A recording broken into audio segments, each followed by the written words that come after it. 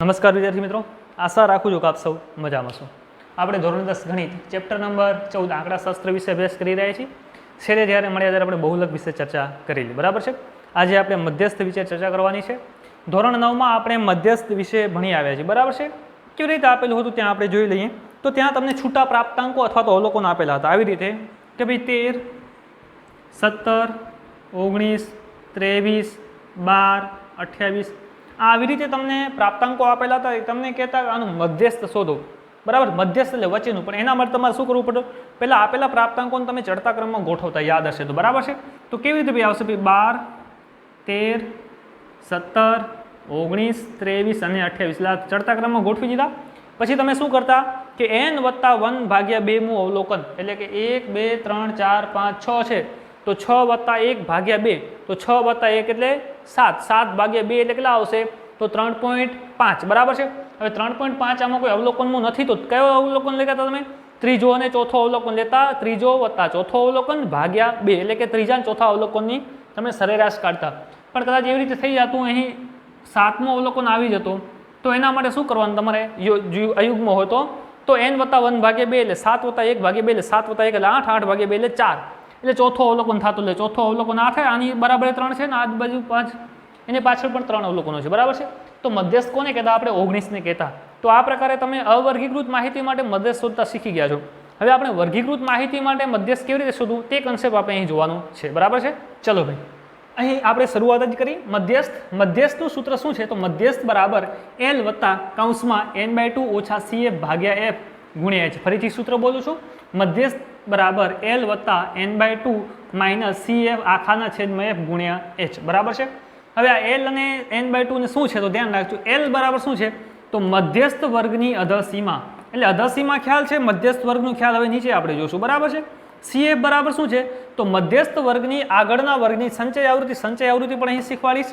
ચલો F બરાબર શું હશે? તો મધ્યસ્થ વર્ગની આવૃત્તિ, આ F બરાબર, અને h બરાબર શું હશે? તો જે તે વર્ગની વર્ગ લંબાઈ, બરાબર છે। ચલો શરૂઆત કરીએ આપણે સ્વાધ્યાય નંબર 14.3 ની। દાખલા નંબર 1, આપેલી માહિતીનું મધ્યસ્થ શોધો, બરાબર છે। કોઈ એક તમને ઘર વપરાશનું જે લાઇટ બિલનું છે માસિક વપરાશ આપેલું છે કે 65 થી 85 યુનિટ વપરાશવાળા ઘરોની સંખ્યા, ગ્રાહકોની સંખ્યા છે 4, 85 થી 105 યુનિટ વપરાશવાળા ઘરોની સંખ્યા છે 5, બરાબર છે। 105 થી 125 યુનિટ વપરાશવાળા ઘરોની સંખ્યા છે, ગ્રાહકોની સંખ્યા છે 13। એ પ્રકારે માહિતી આપેલી છે, બરાબર છે। જ્યારે જ્યારે મધ્યસ્થ શોધવાનો આવે ત્યારે સંચય આવૃત્તિની જરૂર પડશે। તો સૌપ્રથમ આપણે સંચય આવૃત્તિ શોધી। હવે સંચય આવૃત્તિ શોધવી સાવ સિમ્પલ છે। તો પહેલા વર્ગમાં અહીં 4 આવશે, કેટલી આવશે? 4। જે પહેલા વર્ગની જે હોય સેમ ટુ સેમ રાખવાની, એટલે 4। પછી બીજા વર્ગ માટે તમારે શું કરવાનું? આ બેનો સરવાળો કરવાનો, 5 અને 4 9। ત્રીજા વર્ગ માટે તો 13 વત્તા 9 કરવાનું, બરાબર છે। હવે 13 વત્તા 9 કરશો તો કેટલા આવશે? 22।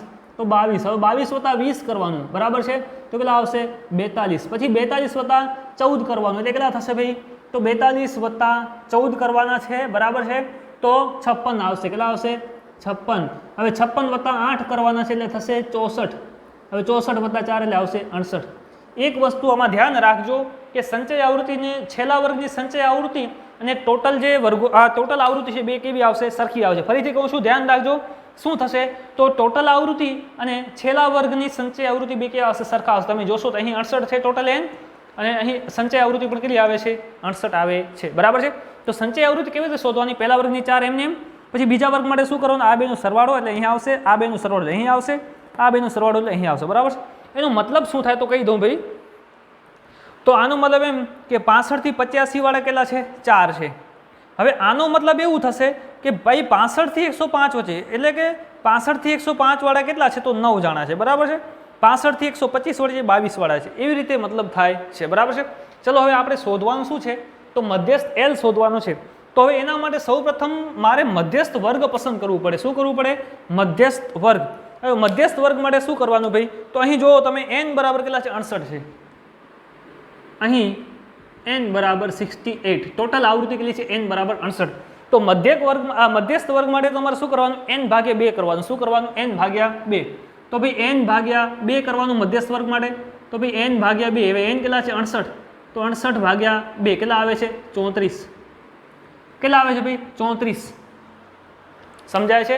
n ભાગ્યા 2 કરવાનું, 68 ભાગ્યા 2 એટલે 34। હવે તમારે 34 ને પકડવાનું, કોને? 34 ને।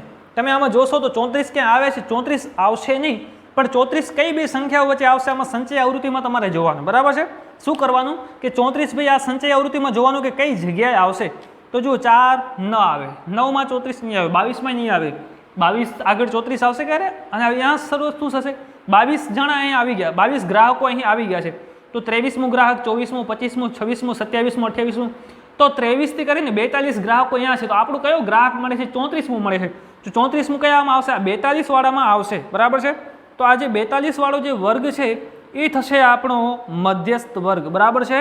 સમજાય છે? ફરીથી કહું છું, 34 કોની વચ્ચે આવશે? તો 22 અને 42 વચ્ચે આવશે. એમાં મોટો કોણ છે? 42. તો આપણે 42 ને પકડવાનું, બરાબર છે? સમજાય છે? તો ચલો મધ્યસ્થ વર્ગ આપણે કયો મળે છે? 125 થી 145. સમજાય છે? તો અહીં મધ્યસ્થ વર્ગ બરાબર 125 થી 145 મળે છે. તેથી મધ્યસ્થ વર્ગ બરાબર 125 થી 145 મળે છે. મધ્યસ્થ વર્ગ મળી ગયું. હવે જે કિંમતોની જરૂર છે મને ઓટોમેટિક મળી જશે. L, તો L બરાબર શું થશે ભાઈ? તો મધ્યસ્થ વર્ગની અધરસીમા, મધ્યસ્થ વર્ગ છે 125 થી 145 અને અધરસીમા છે 125. તો L બરાબર થશે 125, બરાબર છે? ચલો ત્યારબાદ n ભાગ્યા 2, n ભાગ્યા 2 એટલે આપણી પાસે છે 34 છે, એટલે આવી કરવાની જરૂર નથી, બરાબર છે? પછી આવશે f, f એટલે કે મધ્યસ્થ વર્ગ, CF. તો CF પહેલા લઈ લી. તો CF બરાબર મધ્યસ્થ વર્ગના આગળના વર્ગની સંચય આવૃત્તિ. તો CF બરાબર શું છે? મધ્યસ્થ વર્ગના આગળના વર્ગની સંચય આવૃત્તિ છે. તો મધ્યસ્થ વર્ગ આ છે, તો એના આગળના વર્ગની સંચય આવૃત્તિ 22 છે. 42 એ પોતે વર્ગની સંચય આવૃત્તિ છે, એના આગળના વર્ગની સંચય આવૃત્તિ કેટલી છે? 22 છે. તો ભાઈ CF બરાબર કેટલા આવશે? 22. તો CF બરાબર 22. પછી શું છે? F. તો F બરાબર મધ્યસ્થ વર્ગની આવૃત્તિ. તો F બરાબર મધ્યસ્થ વર્ગની આવૃત્તિ, સંચય આવૃત્તિ નહીં. F બરાબર મધ્યસ્થ વર્ગની આવૃત્તિ કેટલી છે? 20. તો F બરાબર આવશે 20, બરાબર છે? ચલો ત્યારબાદ H, H એટલે કે વર્ગ લંબાઈ. H બરાબર શું છે? વર્ગ લંબાઈ. બધા વર્ગોની વર્ગ લંબાઈ કેવી છે? સમાન છે. 85 ઓછા 65 કરશો તો પણ 20 આવશે. 105 ઓછા 85 કરશો તો પણ 20 આવશે, બરાબર છે? તો H પણ કેટલા થશે? 20 થશે, બરાબર છે? તો F મળી ગયું, તમને H પણ મળી જાય છે, બરાબર છે? ચલો હવે સૂત્રમાં કિંમત મૂકીએ તો મધ્યસ્થ બરાબર L વત્તા n ભાગ્યા 2 ઓછા CF આખાના છેદમાં F ગુણ્યા H. કિંમતો મૂકી દઈએ. L બરાબર છે તમારી પાસે 125 વત્તાનું વત્તા n ભાગ્યા 2, અહીં આપણે મળી ગયું તો સીધો લખી શકો, બરાબર? 34 ઓછા CF બરાબર 22 છેદમાં F તમે જોશો તો અહીં 20 છે, તો 20 ગુણ્યા H છે 20, તો 20. હવે 125 એમને વત્તા તમે જોશો તો 20 ઉડી જશે, કેન્સલ થઈ જશે. તો શું હશે કૌંસમાં? 34 ઓછા 22. તો 125 વત્તા હવે 34 ઓછા 22 એટલે કેટલા આવશે ભાઈ? 12, બરાબર છે? 34 ઓછા 22 કરશો તો કેટલા આવશે? 12 આવશે.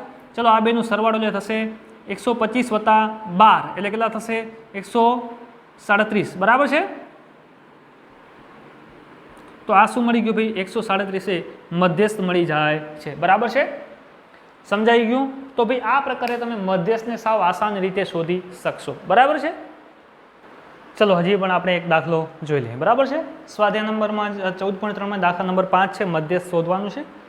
કોઈક તમને આર્યનના ઘોડાનું આયુષ્ય આપેલું છે કલાકોમાં કે ભાઈ 1500 થી 2000 આયુષ્યવાળા ઘોડાઓની સંખ્યા છે 14, 2000 થી 2500 આયુષ્યવાળા ઘોડાઓની સંખ્યા છે 56. એવી રીતે વિવિધ પ્રકારનું આપેલું છે, બરાબર છે? તો એના માટે તમારે શું કરવાનું? મધ્યસ્થ શોધવાનું છે. તો સૌપ્રથમ તમે કામ શું કરશો? તો સંચય આવૃત્તિ CF શોધશો, બરાબર છે? CF એટલે શું આવશે? તો પહેલા વર્ગની તો અહીં 14 છે, તો 14 સેમ જ આવશે આવૃત્તિ અને સંચય આવૃત્તિ. હવે બીજા વર્ગ માટે 56 વત્તા 14 કરવાનું છે. તો 56 વત્તા 14 કરવા માટે આપણે શું? 56 વત્તા 10 એટલે 66 ને 4 70, અહીં આવશે 70, બરાબર છે? તેવી રીતે હવે આના માટે 70 વત્તા 60 એટલે 7 ને 6, બરાબર છે? 13 એટલે 130. ત્યારબાદ 86 વત્તા 130, બરાબર છે? હવે 130 વત્તા 80 કરશું તો આપણે મળશે 210, 210 ને 6 એટલે 216.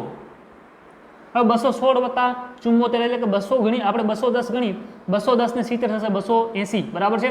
280 ને 6 86 ને 204 290 એટલે અહીંયા આવશે 290.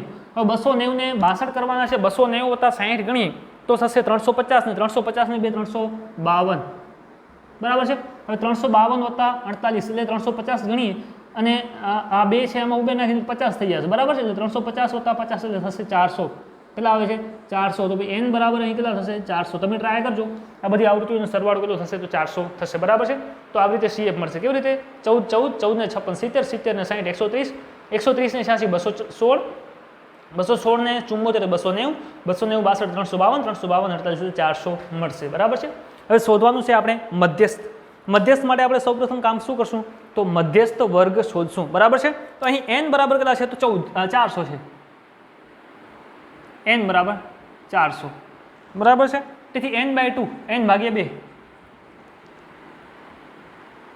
n ભાગ્યા 2 બરાબર 400 ભાગ્યા 2 એટલે કેટલા આવશે 200 બરાબર છે. તો હવે આમાં તમે જુઓ 200 ક્યાં આવશે તો 200 130 અને 216 વચ્ચે આવશે. ધ્યાન રાખજો 200 ક્યાં આવશે ભાઈ તો 130 અને 216 વચ્ચે.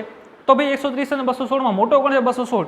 તો 216 વાળો જે વર્ગ છે એને આપણે આ જે વર્ગ છે એ પસંદ થશે મધ્યસ્થ વર્ગ તરીકે પસંદ થશે બરાબર છે. તો 3000 થી 3500 વાળો જે વર્ગ છે એ શું થશે તો મધ્યસ્થ વર્ગ તરીકે પસંદ થશે બરાબર છે. અહીં લખવાનું કે મધ્યસ્થ વર્ગ બરાબર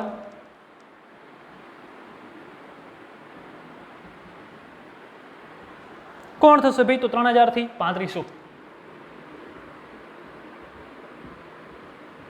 બરાબર છે. હવે જે સૂત્રોમાં કિંમત માંગી છે આપણે લખી નાખીએ. સૌપ્રથમ મધ્યસ્થ વર્ગની અદરસીમા એટલે L બરાબર મધ્યસ્થ વર્ગ 3000 થી 3500 છે એટલે એની અદરસીમા થશે 3000 બરાબર છે.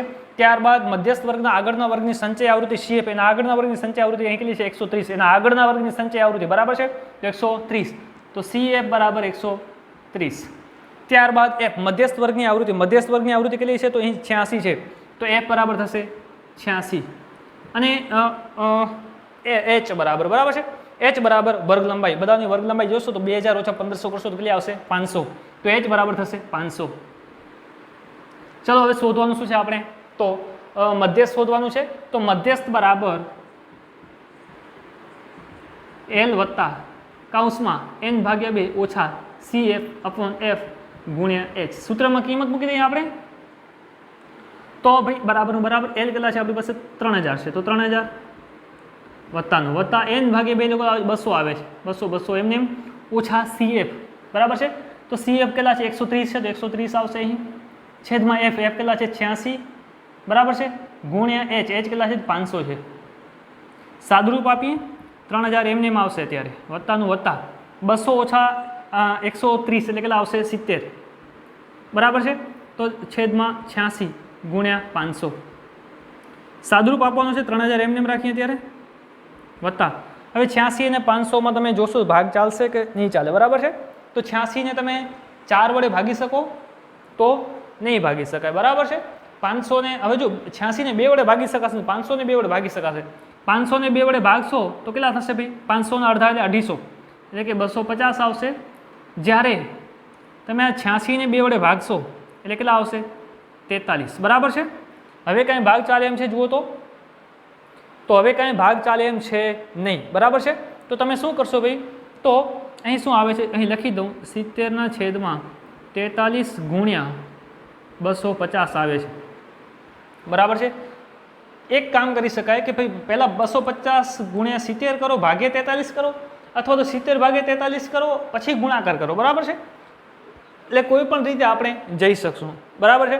ચલો તો સૌપ્રથમ આપણે એમ કામ કરી 70 ભાગ્યે 43 કરી રાખીએ બરાબર છે. તો અહીં 70 ભાગ્યા 43 હવે 43 કે 43 દુ કેટલા થાય 86 થાય તો મારે 43 કે 43 જ લેવું પડશે બરાબર છે. બરાબર છે અહીં 10 કો અહીં આવશે 6 10 માં 3 જાય તો 7 6 માં 4 જાય તો 2 હવે ભાગ ચાલશે નહીં મારે લેવું પડશે અહીં પોઈન્ટ અહીં આવશે 0 બરાબર છે. આ 40 ની નજીક ગણીએ આપણે તો 4 5 20 બરાબર છે 4 6 24 સમજાય છે 4 7 28 એટલે 40 7 વધી જાય છે મારે 43 ગુણ્યા 7 લેવું જોઈએ બરાબર છે. અહીં 43 ગુણ્યા 7 કરું તો 7 તેર 21 નું 1 વધી પડી 2 7 ચોક 28 2 29 291 આવે છે એટલે એક વધી જાય છે એટલે મારે 43 છક લેવું પડશે બરાબર છે. 43 છક લઈશ તો શું થશે 6 તેરી 18 નું 8 વધી પડી 1 6 ચોક 24 ને 1 25 258 આવશે. હવે અહીં 10 માંથી 8 જાય તો 2 અહીં આવશે 6 6 માંથી 5 જાય તો 1 એટલે અહીં 12 આવે છે બરાબર છે. હજી પણ આગળ ભાગાકાર કરવું છે તો કરી શકાય. ચલો હજી એક પોઈન્ટ આપણે લઈ લઈએ બરાબર છે. અહીં આવશે 0. હવે 43 બરાબર છે, 43 દુ 86. હવે 43 તેરી કરવું છે તો 86 વત્તા 43 કરી નાખો તો 6 ને 3 9 8 ને 4 12 129 આવી જાય, વધી જશે. તો આપણે શું લેવું પડશે? 43 દુ 86 બરાબર છે.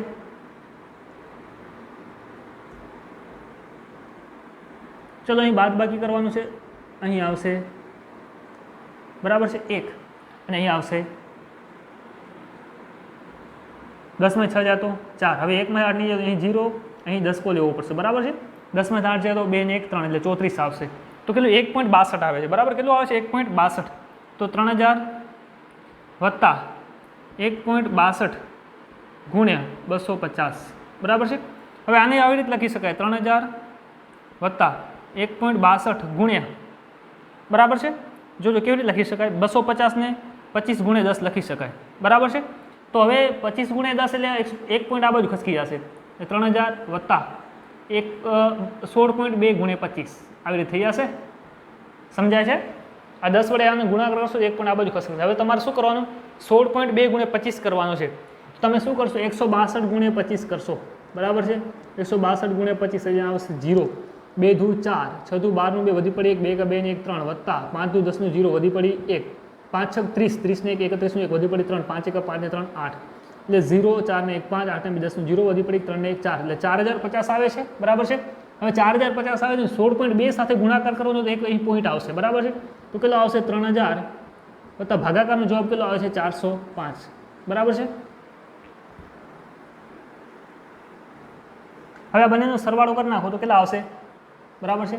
તો 3405. તો આ મને શું મળી ગયું ભાઈ? આપેલી માહિતીનું મને શું મળી જાય છે? મધ્યસ્થ મળી જાય છે બરાબર છે. તો આ પ્રકારે આપણે મધ્યસ્થ શોધી શકીએ. તો ભાઈ ચેપ્ટર નંબર 14 આંકડાશાસ્ત્રમાં મધ્યક કેવી રીતે શોધવું, મધ્યસ્થ કેવી રીતે શોધવું અને બહુલક કેવી રીતે શોધવું આપણે જાણી ગયા. પાછળ આલેખવાળું છે, બોર્ડ બહુ ઓછું પૂછાય છે એટલે આપણે જેવું હશે તો પછી ચર્ચા કરી લઈશું બરાબર છે.